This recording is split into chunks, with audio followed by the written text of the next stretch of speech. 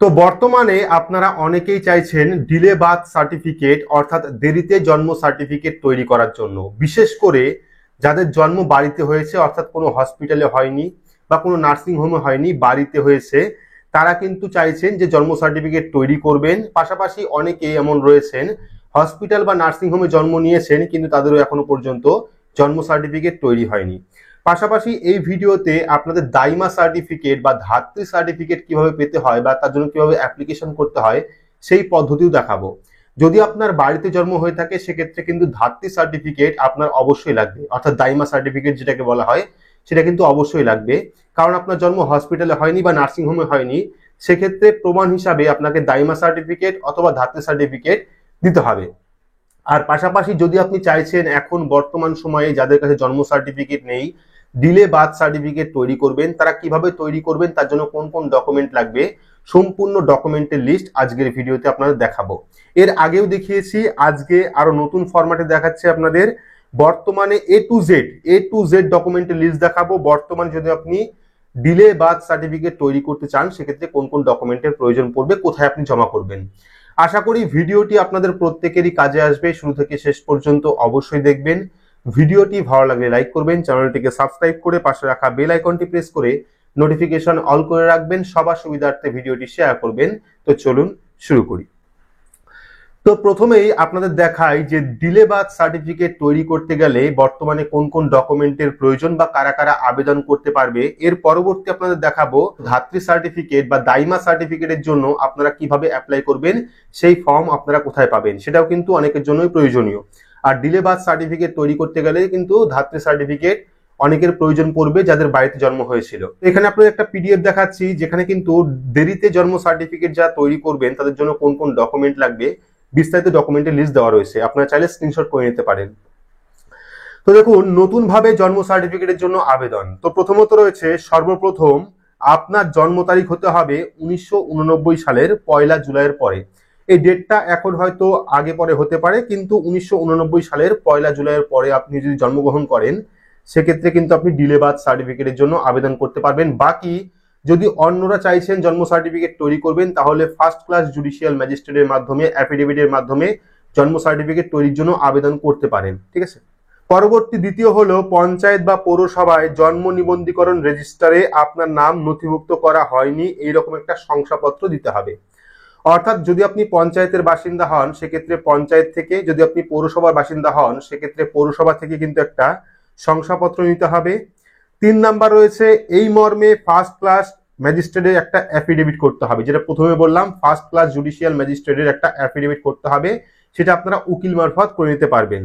আপনি আনুমানিক ওই তারিখে জন্মগ্রহণ করেছেন, অর্থাৎ আপনি যে ওই তারিখে জন্মগ্রহণ করেছেন এই নিয়ে কিন্তু একটা ফার্স্ট ক্লাস জুডিশিয়াল ম্যাজিস্ট্রেটের অ্যাফিডেভিট আপনাকে করতে হবে।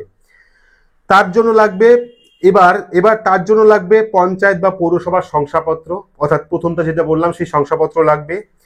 দ্বিতীয়ত, আপনাকে ছোটবেলায় প্রত্যক্ষ করেছে এমন 5 জন ব্যক্তির ভোটার কার্ড, অর্থাৎ যারা আপনাকে ছোটবেলায় দেখেছে সেই সমস্ত 5 জন ব্যক্তির ভোটার কার্ড লাগবে, পাশাপাশি আধার কার্ডও লাগবে। ঠিক আছে। পরবর্তী সি নাম্বার, বাবা ও মায়ের ভোটার কার্ড, আধার কার্ড অথবা অন্যান্য ডকুমেন্ট। বাবা মার উভয়েরই কিন্তু ভোটার কার্ড আধার কার্ড লাগবে। বাবা ও মায়ের মধ্যে যদি কারোর মৃত্যু হয় সেক্ষেত্রে কিন্তু ডেথ সার্টিফিকেট আপনি দিতে পারেন। যদি আপনার বাবা অথবা মায়ের কারো মৃত্যু হয় সেক্ষেত্রে কিন্তু আপনি মৃত্যু সার্টিফিকেট বা ডেথ সার্টিফিকেটও দিতে পারেন। ঠিক আছে। পরবর্তী 2 নাম্বারে হলো আপনার ভোটার কার্ড, আধার কার্ড, পাসপোর্ট, অ্যাডমিট সার্টিফিকেট ইত্যাদি যে ডকুমেন্টে জন্ম তারিখ বা বয়স দেওয়া রয়েছে। তো এর মধ্যে যে কোনো একটা, হয় আপনার ভোটার কার্ড, আধার কার্ড, পাসপোর্ট থাকলে passport, admit school admit card বা স্কুল সার্টিফিকেট এগুলি আপনি দিতে পারেন। যে ডকুমেন্টে আপনার বয়স লেখা থাকবে, উল্লেখ করা থাকবে, সেই ডকুমেন্ট আপনাকে দিতে হবে। এগুলির মধ্যে কোনো একটা হলেও চলবে, সব থাকার দরকার নেই। পরবর্তী গ্রিপস পোর্টাল, এটা কিন্তু গুরুত্বপূর্ণ। যদি আপনি ফার্স্ট ক্লাস জুডিশিয়াল ম্যাজিস্ট্রেটের অ্যাফিডেভিট নিতে চান সেক্ষেত্রে কিন্তু গ্রিপস পোর্টালে আপনাকে অবশ্যই একটা চালান কাটতে হবে। তো এই নিয়ে কিন্তু আমি আগেই ভিডিও করেছি, আপনারা ভিডিওটা দেখে নেবেন, সেখানে কিন্তু সম্পূর্ণ হিসেব দেখানো আছে যে গ্রিপস পোর্টালে যদি আপনি ডিলে বার্থ সার্টিফিকেট তৈরি করতে যান সেক্ষেত্রে কোন সময়ের জন্য বা কোন বছরের জন্য কত টাকা চালান কাটতে হয়, আর গ্রিপস পোর্টালে কিভাবে চালান কাটবেন সেই পদ্ধতিও দেখানো আছে, আপনারা গিয়ে অবশ্যই দেখে নেবেন। পরবর্তী 5 নাম্বার, সমস্ত ডকুমেন্ট নিয়ে ই ডিস্ট্রিক্ট ওয়েবসাইটে ডিলে বাথ হিসাবে অনলাইন এন্ট্রি করতে হবে। অর্থাৎ এই সমস্ত ডকুমেন্ট জোগাড় করে ফার্স্ট ক্লাস জুডিশিয়াল ম্যাজিস্ট্রেটের অ্যাফিডেভিট নিয়ে কিন্তু আপনাকে ই ডিস্ট্রিক্ট ওয়েবসাইটে ডিলে বাথ সার্টিফিকেটের জন্য আবেদন করতে হবে। আপনারা অনলাইন বাড়ি বসে আবেদন করতে পারবেন। সেখানে কিন্তু ডকুমেন্ট আপলোড করার লিস্ট থাকবে, সেই লিস্টে কিন্তু আপনাদের এই সমস্ত ডকুমেন্ট আপলোড করতে হবে। তো ডিলে বাথ সার্টিফিকেটের জন্য অনলাইন কিভাবে আবেদন করতে হয় এই নিয়েও কিন্তু ভিডিও করা আছে।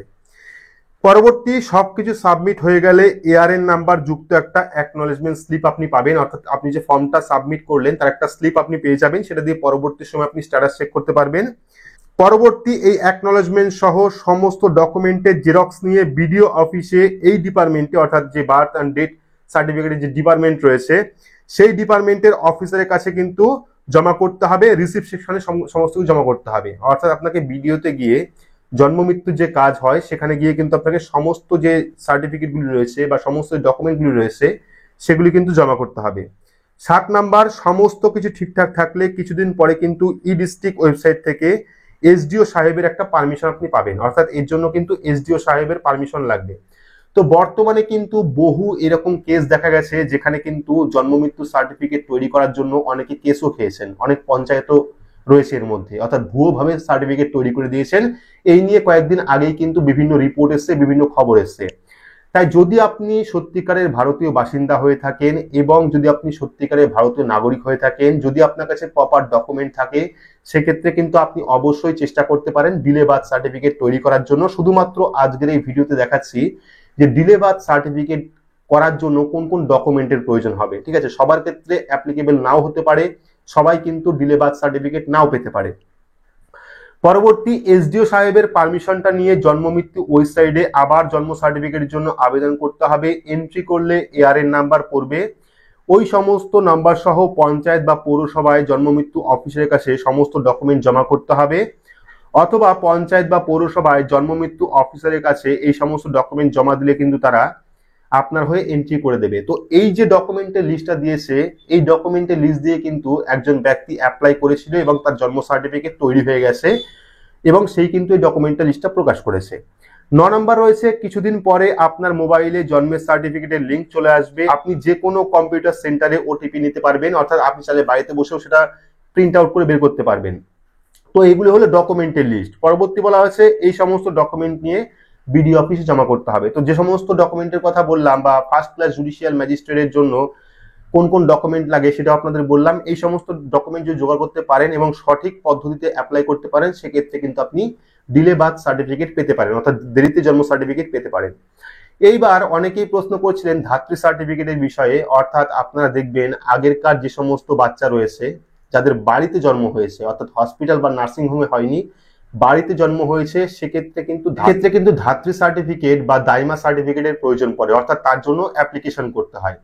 তো এই যে আপনারা পাশে দেখতে পাচ্ছেন, এটা হলো ধাত্রী সার্টিফিকেট পাওয়ার জন্য আবেদনপত্র, অর্থাৎ আপনি অ্যাপ্লিকেশন করবেন ধাত্রী সার্টিফিকেটের জন্য, তার আবেদনপত্র। তো প্রথমে রয়েছে আমি শ্রীমতী, এখানে নাম লিখতে হবে, অর্থাৎ যিনি ধাত্রী বা দাইমা তার নাম লিখতে হবে। আপনারা চাইলে এটাকে স্ক্রিনশট করে রাখতে পারেন, এই সেম ফরম্যাটে আপনি লিখবেন। ঠিক আছে, এমনটা নয় যে এটাই প্রয়োজন পড়বে, এই সেম ফরম্যাটে আপনি টাইপ করতে পারেন অথবা লিখতে পারেন দাইমা সার্টিফিকেটের জন্য। যেমন আগেরকার সময় অনেকের বাড়িতে বাচ্চা হতো, সেক্ষেত্রে কিন্তু দাইমা এবং ধাত্রীরা এই সমস্ত কাজ করতো, সেক্ষেত্রে কিন্তু ধাত্রী সার্টিফিকেট বা দাইমা সার্টিফিকেট আপনাদের প্রয়োজন পড়তে পারে। তো আশা করি সম্পূর্ণ ডিটেলস আপনাদের বোঝাতে পেরেছি। পাশাপাশি A to Z যে ডকুমেন্টের লিস্ট, যে ডকুমেন্ট দিলে পরে আপনারা ডিলে বার্থ সার্টিফিকেটের জন্য আবেদন করতে পারবেন বা সেই সার্টিফিকেট পাবেন, তার সমস্ত ডিটেলস কিন্তু দেখালাম। কোন কোন ডকুমেন্ট লাগে, দাইমা সার্টিফিকেট বা ধাত্রী সার্টিফিকেট কাদের ক্ষেত্রে প্রযোজ্য বা কাদের লাগতে পারে, এই সমস্ত ডিটেলস কিন্তু বললাম। এবার কিন্তু আপনার এলাকায় বা আপনার ভিডিওতে এখনো পর্যন্ত হয়তো বা ডিলে বার্থ সার্টিফিকেট তৈরি নাও হতে পারে, সেক্ষেত্রে আপনি অবশ্যই খোঁজ রাখবেন যে আপনার ভিডিওতে অথবা আপনার পঞ্চায়েতে ডিলে বার্থ সার্টিফিকেটের জন্য আবেদন চলছে কিনা বা সেখান থেকে পাওয়া যাচ্ছে কিনা। তো এর আগের ভিডিওতে আমি একটা ভিডিও করেছিলাম যেখানে দেখিয়েছিলাম যাদের হাতে লেখা ম্যানুয়াল বার্থ সার্টিফিকেট রয়েছে তারা কিন্তু খুব সহজে পঞ্চায়েত থেকে বা হসপিটাল থেকে আপনারা ডিজিটাল বার্থ সার্টিফিকেট তৈরি করতে পারবেন। এই মর্মে কিন্তু ইতিমধ্যে বিজ্ঞপ্তি প্রকাশ করা হয়েছে। তো যদি আপনার কাছে আগের হাতে লেখা জন্ম সার্টিফিকেট থাকে, সেটাকে কিন্তু আপনি খুব সহজেই পঞ্চায়েতের মাধ্যমে হোক বা পৌরসভার মাধ্যমে হোক বা বিডিওর মাধ্যমে হোক বা হসপিটালের মাধ্যমে হোক, আপনি কিন্তু সেটাকে ডিজিটাল করতে পারেন। তার জন্য কোন কোন ডকুমেন্ট লাগতে পারে এই নিয়েও কিন্তু আমাদের ভিডিও করা আছে, আপনারা গিয়ে অবশ্যই দেখে নেবেন। তো ভিডিওটি আপনাদের কেমন লাগলো অবশ্যই কমেন্ট বক্সে কমেন্ট করে জানাবেন। ভিডিওটি ভালো লাগলে লাইক করবেন, চ্যানেলটিকে সাবস্ক্রাইব করে পাশে রাখা বেল আইকনটি প্রেস করে নোটিফিকেশন অল করে রাখবেন। সবার সুবিধার্থে ভিডিওটি শেয়ার করবেন। তো আজকের মতো এইটুকুই, ধন্যবাদ।